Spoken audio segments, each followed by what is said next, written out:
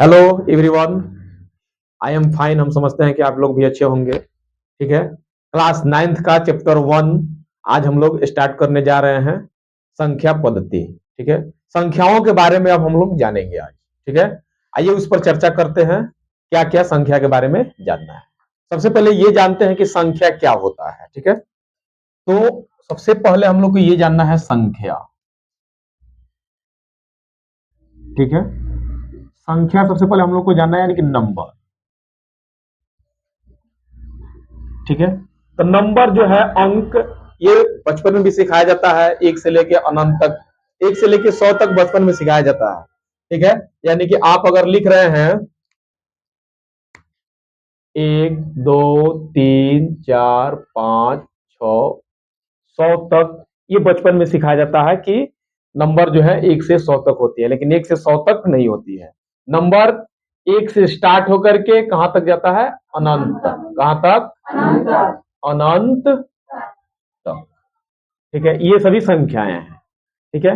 1 से अनंत तक आप लिखते चले जाइए। ये सभी क्या है? संख्याएं हैं। अब इन संख्याओं में हम ये चीज छांटेंगे कि अब इसमें हमको दिखाई दे रहा है, जैसे संख्या हम देख रहे हैं, यहाँ पे 1 है, यहाँ पे 2 है, यहाँ पे 3 है, यहाँ पे 4 है। अब हम ये जानने का कोशिश करें कि ये जो 1 है ये कैसी संख्या है, 2 जो है ये कैसी संख्या है। आइए बारी बारी से हम लोग इसको डिफाइन करते हुए देखते जाएंगे, समझते जाएंगे। ठीक है। एक नंबर में जैसे मान करके चलिए 1 है, तो सबसे पहले विषम संख्या। विषम संख्या। ठीक है। विषम संख्या ऑड नंबर। Odd number. ठीक है।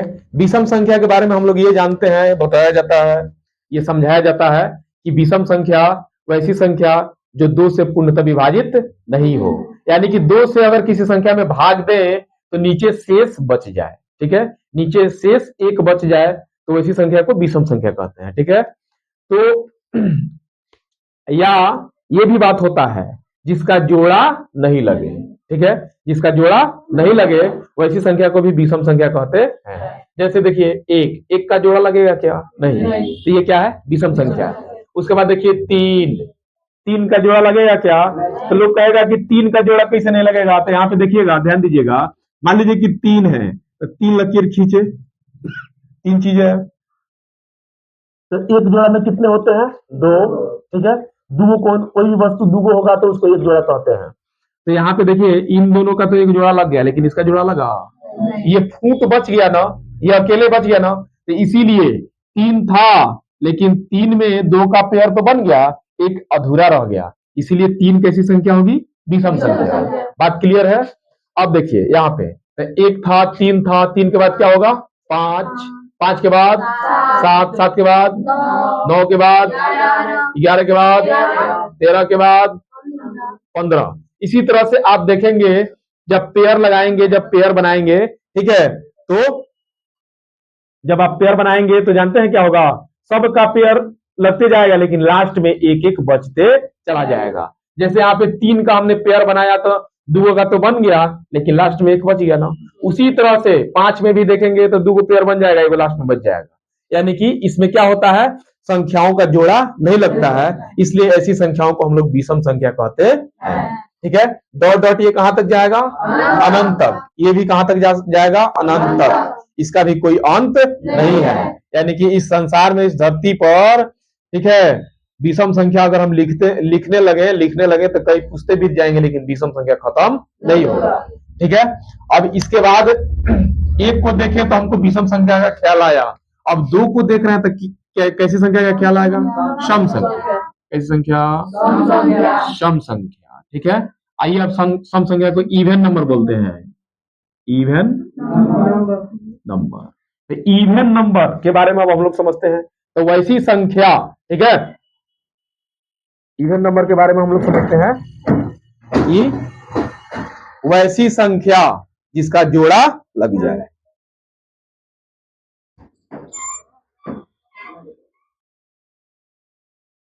वैसी संख्या, ठीक है, हेलो, वैसी संख्या जिसका जोड़ा लगे, या जो 2 से पूर्णतः विभाजित हो, या माने किसी भी संख्या को जब 2 से हम भाग करें तो नीचे शेष क्या बचे? 0, यानी कि कुछ भी नहीं बचे। बात समझ गए? या जिस संख्या का हम पेयर बनाए यानी कि जोड़ा लगाएं तो पूरा पूरा जोड़ा लग जाए, एक भी एक्स्ट्रा नहीं बचे। ठीक है, जैसे 2, जैसे क्या है 2। अब 2 है तो 2 पाई की देखिए दोनों का एक पेयर बन गया। 2 के बाद क्या होगा? 4, 4 के बाद 6 के बाद 8 के बाद 10 के बाद 12 के बाद 16 के बाद 16 के बाद ऐसे कहां तक? अनंत तक। 2 के बाद 4 है ना? 2 के बाद 4 है ना?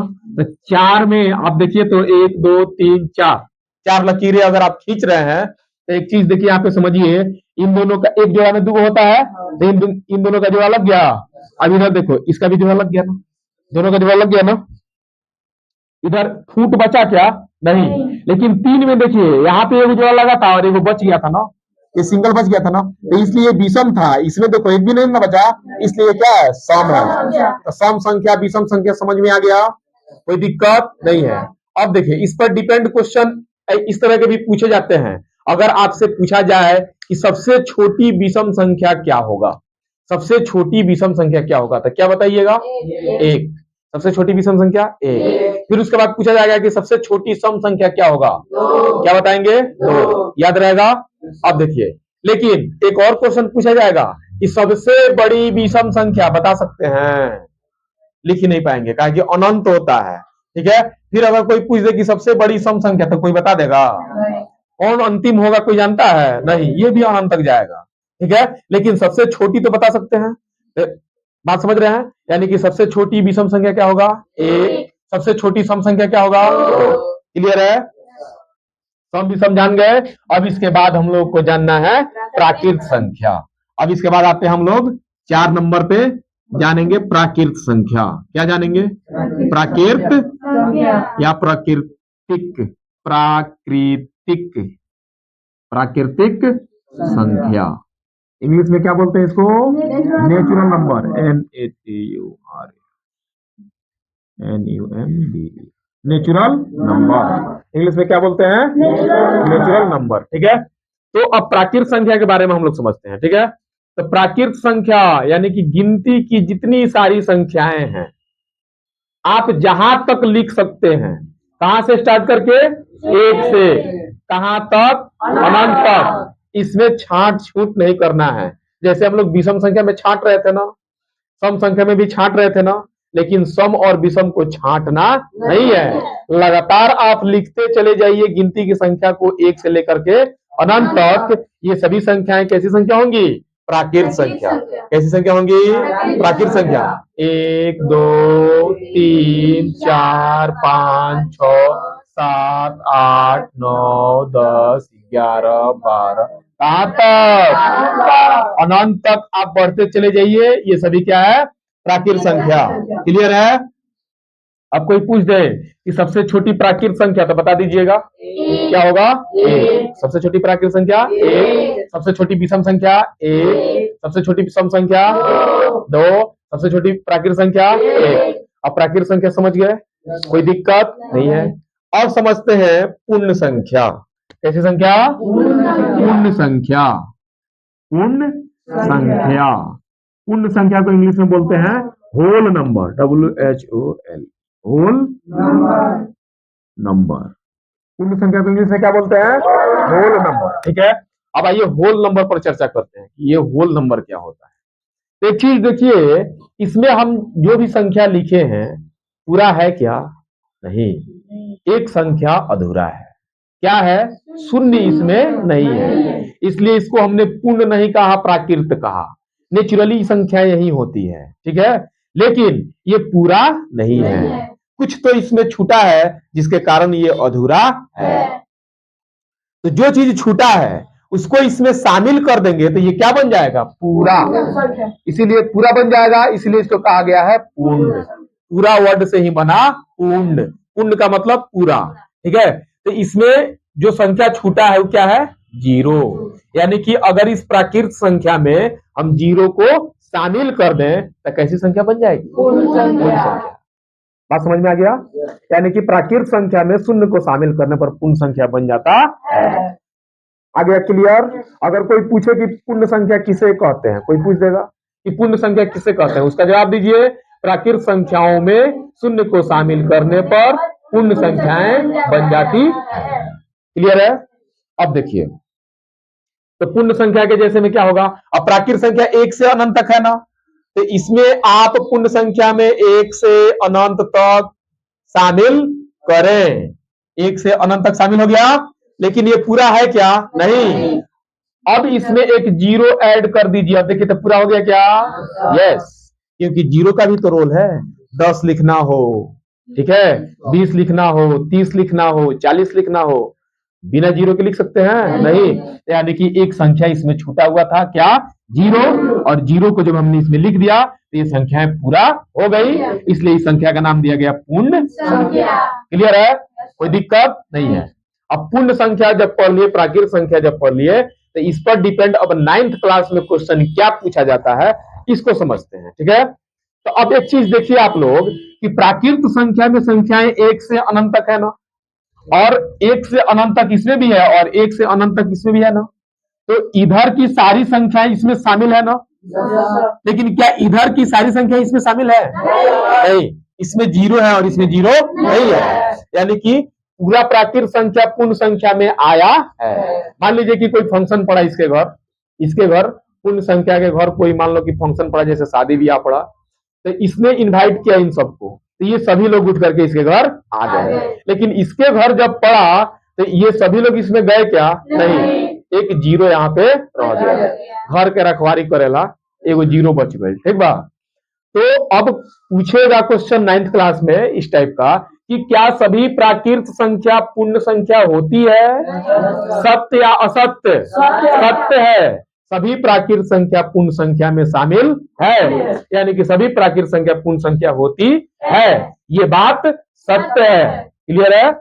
अब फिर अगला क्वेश्चन ये पूछ सकता है कि क्या सभी पूर्ण संख्याएं प्राकृत संख्या होती है क्या? नहीं। क्यों? क्योंकि एक से अनंत तक इसमें गया है, लेकिन जीरो इसमें शामिल नहीं है, जिसके कारण सभी प्राकृत संख्याएं पूर्ण संख्याएं नहीं है। सभी पूर्ण संख्याएं प्राकृत संख्याएं नहीं है। क्लियर है? कोई दिक्कत नहीं है। अब इसके आगे क्या पढ़ना था हम लोग को? पूर्णांक संख्या। ठीक है? अब आइए 6 नंबर में देखते हैं पूर्णांक संख्या। ठीक है? पूर्णांक संख्या, integer number, INTEGE, integer number, NUMBER, integer number. ठीक है? अब इंटीजर नंबर के बारे में हम लोग जानेंगे, यानी कि पूर्णांक संख्या के बारे में आप जानेंगे। ठीक है? तो पूर्णांक संख्या में देखिए क्या होता है। पूर्णांक संख्या वैसी संख्या होती है जिसमें धनात्मक संख्या, ऋणात्मक संख्या और शून्य संख्या शामिल हो। बात समझ गए? यानी कि धनात्मक संख्या, ऋणात्मक संख्या और शून्य संख्या को जब संग्रहित कर देते हैं, एक जगह पे इकट्ठा लिख देते हैं, तो ऐसी संख्याएं क्या बन जाती है? पूर्णांक संख्या। क्लियर है? क्लियर समझ में आ रहा है? यानी कि धनात्मक संख्या, ऋणात्मक संख्या और शून्य संख्या के संग्रह को पूर्णांक संख्या बोला जाता है। एक बार सब लोग बोलेंगे, पूर्णांक संख्या किसे कहते हैं? धनात्मक संख्या, ऋणात्मक संख्या, शून्य संख्या के संग्रह को पूर्णांक संख्या कहते हैं। बात क्लियर है? इस तरह से आप घर पर बैठ कर के भी याद कीजिएगा, याद हो जाएगा। आइए अब देखते हैं कि ये धनात्मक संख्या, ऋणात्मक संख्या, पूर्ण संख्याएं होती क्या है। जैसे अगर आप सिर्फ 5 लिखे हैं तो इसके आगे क्या छुपा हुआ है? प्लस। यानी कि आगे अगर प्लस है तो ये कैसी संख्या है? धनात्मक संख्या। ठीक है? अगर 10 सिर्फ लिखे हैं तो इसके आगे में क्या छुपा हुआ है? प्लस। तो सिर्फ अगर 5 लिखे, 7 लिखे, 6 लिखे, 2 लिखे, 1 लिखे, 4 लिखे, ये सभी संख्याएं कैसी संख्याएं होती हैं? धनात्मक संख्या। बात क्लियर है? लेकिन अगर इसमें हम सिर्फ आगे माइनस लगा दें तो कैसी संख्याएं बन जाएंगी? ऋणात्मक संख्या। कैसी संख्या? ऋणात्मक संख्या। बात समझ गए? और इसमें एक और संख्या शामिल कर दीजिए, जीरो, शून्य संख्या। ठीक है? शून्य संख्या को शामिल कर दीजिए। अब इस गोले के अंदर जो भी संख्याएं शामिल हैं, इसमें आप देख रहे हैं कि धनात्मक संख्या भी शामिल है ना, ऋणात्मक संख्या भी शामिल है और शून्य संख्या भी शामिल है। यानी कि अगर इस गोले को अगर हम झोला कहें तो इस झोला के अंदर कैसी संख्याएं शामिल है? पूर्णांक संख्या, क्योंकि सभी संख्याएं इकट्ठे में है, यानी कि धनात्मक संख्या, ऋणात्मक संख्या और शून्य संख्या को एक जगह पे संग्रहित करते हैं, यानी कि एक जगह पे जब लिख देंगे तो ये संख्याएं कैसी बन जाएंगी? पूर्णांक संख्या। कैसी संख्या बन जाएगी? पूर्णांक संख्या। तो पूर्णांक संख्या में आप समझ गए, +1 लिख दें, +2 लिख दें, +3 लिख दें, +4 लिख दें, +5 लिख दें, +6 लिख दें, डॉट डॉट डॉट, ये भी कहां तक जाएगा? अनंत तक। फिर इसके बाद 0 लिख दें, ठीक है, फिर -1 लिख दें, -2 लिख दें, -3 लिख दें, -4 लिख दें, -5, -6, ये भी कहां तक? अनंत तक। यानी कि माइनस में भी अनंत तक बढ़ते जाए, प्लस में भी अनंत तक बढ़ते जाए और शून्य भी इसमें शामिल रहे, ऐसी सभी संख्याएं क्या कहलाती हैं? पूर्णांक संख्या। अब 9th क्लास के किताब के आधार पर इससे रिलेटेड क्वेश्चन क्या पूछा जाएगा, इस पर चर्चा करते हैं। जैसे देखिए, अब पूछेगा कि क्या सभी प्राकृत संख्या पूर्णांक संख्या है? ये सत्य है या असत्य? सत्य, क्योंकि देखो 1 से अनंत तक है ना, तो 1 से अनंत तक सब उठ के, सभी प्राकृत संख्या उठ के पूर्णांक संख्या में शामिल है। सामने दिखाई दे रहा है ना, ये सभी उठ के इसके घर आया ना, तो सभी प्राकृत संख्या पूर्णांक संख्या है। लेकिन क्या सभी पूर्णांक संख्या प्राकृत संख्या है? क्या नहीं, क्योंकि इसमें शून्य है और माइनस में भी संख्या है जो इसमें शामिल नहीं है, प्राकृत संख्या में शामिल नहीं है, इसलिए सभी पूर्णांक संख्या प्राकृत संख्या नहीं है, लेकिन सभी प्राकृत संख्या पूर्णांक संख्या है। बात क्लियर है? कोई दिक्कत नहीं है। अब देखिए, अब फिर अगला क्वेश्चन, क्या सभी पूर्ण संख्या पूर्णांक संख्या है? क्या यस, सत्य है। देखो, धनात्मक में 1 से अनंत तक, तो धनात्मक में 1 से अनंत तक इसके यहां आया है और इसमें शून्य भी तो है, यानी कि 0 भी अपने घर रहा नहीं, भी उठ के इसके घर आ गया। बात समझ गए? यानी कि 0 से लेके अनंत तक और 0 से लेकर के अनंत तक इसमें भी शामिल है, यानी कि सभी पूर्ण संख्याएं पूर्णांक संख्या है। लेकिन क्या सभी पूर्णांक संख्या पूर्ण संख्या है? नहीं, क्योंकि 0 से अनंत तक इतना ही संख्या ना उससे मैच कर रहा है, यहीं तक ना, यहीं तक नहीं, पूरा इसमें आके शामिल हो रहा है। इधर देखो तो ये माइनस वाला इसमें है क्या? यानी कि सभी पूर्णांक संख्या पूर्ण संख्या नहीं है, लेकिन सभी पूर्ण संख्या पूर्णांक संख्या है। बात क्लियर? कोई दिक्कत नहीं है।